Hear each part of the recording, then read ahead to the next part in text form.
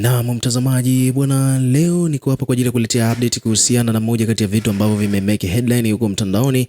Bwana, hii ni issue ya Dulvani pamoja na mkewe. Kama unakumbuka vizuri ni kwamba Dulvani bwana alikuwa katika mahusiano na huyu bidada na akaamua kumintroduce kwa Watanzania au kwa mashabiki zake kwa namna moja au nyingine waweze kumfahamu kwamba huyu ni mpenzi wake. Baada ya Dulvani kumtambulisha huyu binti kama ni mpenzi wake, ni kwamba wadau mbalimbali wakaanza kumfuatilia na kila mtu alikuwa anafuatilia kapo hii kutaka kujua kwamba nini ambacho kinaendelea. Na pia vile ni kwamba Dulvani alishawahi kutangaza ndoa takriban mara 2. Umeona kwamba anataka kumuoa huyu binti.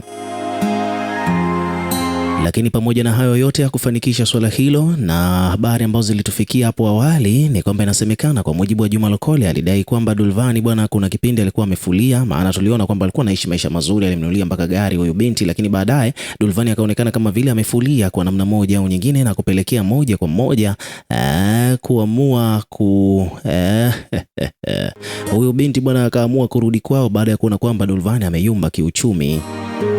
Maana Juma Lokole anadai kwamba kuna kipindi mpaka huyu binti alikuwa anaenda nyumbani kwao, yani anarudi kwao kwenda kuchukua unga pamoja na maharage kwenda kumpikia Dulvani nyumbani. Lakini pia binti huyu iwapo kama akipatwa maradhi akiumwa, basi Dulvani alikuwa hana hela ya kumuuguza, hivyo basi alikuwa anamrudisha nyumbani kwao. Lakini pia kwa wakati huo tena Dulvani, wakati binti akiwa na afya njema, Dulvani alikuwa anatangaza ndoa kwamba anataka kumuoa huyu binti, wakati hata familia ya huyu binti ilikuwa haijapewa taarifa yeyote. Sasa hayo yote yakapelekea familia ya binti huyu kuto kupendezwa na nyenendo za Dulvani, na mwisho wa siku baada ya Dulvani kuonekana kwamba hawezi kumtunza, wakaamua kumrudisha binti nyumbani kwao. Kwa hiyo kwa kifupi, habari ambazo zimetrend huko mtandaoni ni kwamba Dulvani bwana ametengana na huyu binti kisa hana pesa.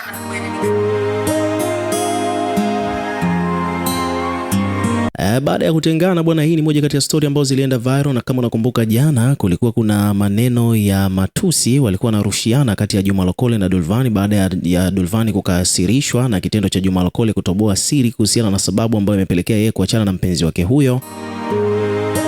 Na baadaye tukaona mpenzi wake Dulvani bwana akaposti video kama vile ya kijembe kwenda kwa Dulvani kwamba mkewe ni mzuri lakini tatizo finishing, yani pesa te.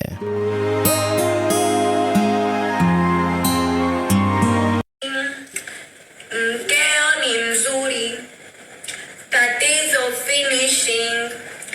Mkeo ni mzuri, tatizo finishing. Mkeo ni mzuri, tatizo finishing. Mkeo ni mzuri, tatizo finishing. Baba we, tatizo finishing.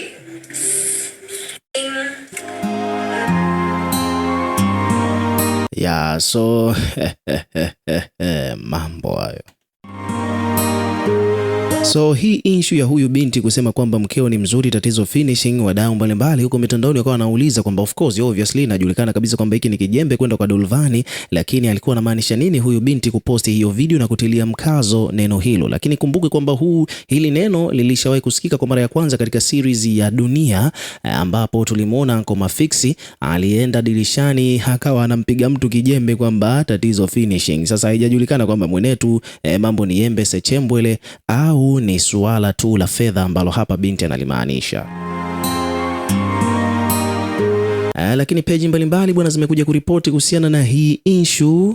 Bidada huyo anaitwa Mimi Malu ndo jina lake. Sasa hapa kuna peji imekuja imeandika kwamba bwana, baada ya kusemekana kuwa Mimi Malu na Dulvani wameachana, Mimi Malu ameshare video hii katika ukurasa wake wa Instagram, ambapo maneno aliyoyazungumza yameanzisha mijadala mitandaoni. Mimi Malu anasema kwamba mkeo ni mzuri tatizo finishing. Unafikiri kwamba ujumbe huu alikuwa anamtumia nani?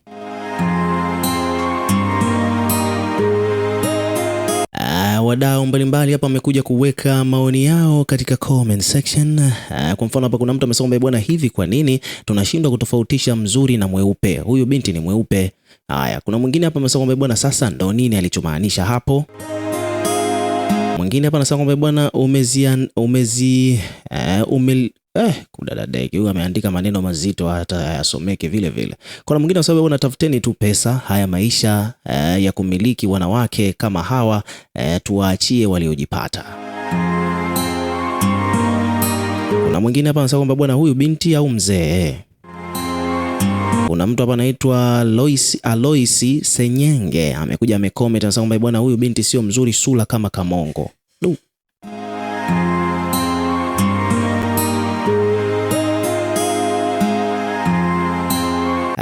Kuna mdau mwingine anasema kwamba bwana hapa kama okay. Kuna mwingine anasema kwamba bwana kama kimbuzi hivi. Kuna mtu anasema bwana nini tena ila wanawake wa Afrika. Kuna mwingine anasema kwamba bwana ukiona mwanamke mmegombana akaanza maneno juu hata akaja na maneno juu hata mtu mwingine atakosa kasoro wakiachana tu. Hatokosa kasoro wakiachana tu, atamwongelea mapungufu yake. Inamaanisha kwamba bado anampenda. Kama tatizo ni hilo, kwa nini amekaa naye muda wote huo? Au walikuwa wanafata umaarufu, alafu baada ya kuupata ameamua mtupe kijana wa watu. Kwani ulikuwa hujui kwamba huyo kijana ana tatizo la finishing mpaka ukaenda kudate naye? Kuna mtu hapa amekuja kuuliza, anaitwa Mr. CEO_OG. Haya, kuna mtu mwingine hapa amekuja anasema kwamba bwana, yani tatizo matunzo, hamtunzi. Bwana alikuwa hamtunzi kwa kuwa tu ni mweupe, amemaliza, ila wanaume bwana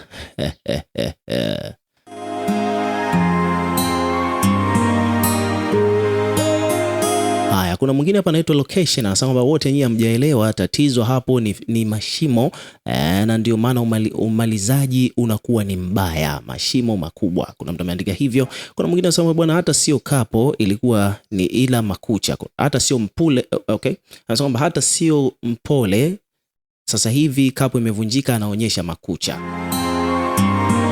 Kuna mwingine hapa ameandika kwa ishara mweupe tiki mzuri, kaweka kosa.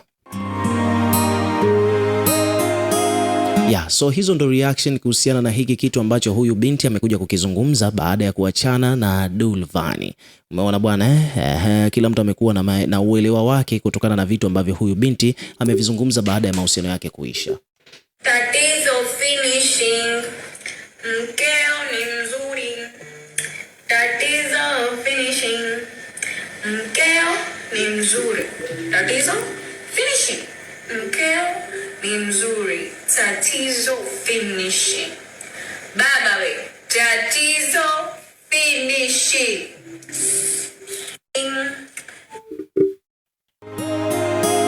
So ukiwa kama mdau na wewe pia tuwekee maoni yako katika comment section, tutakuwa tukisoma na kureplay kila comment, na pia hakikisha una subscribe kwa ajili ya kupata update zaidi.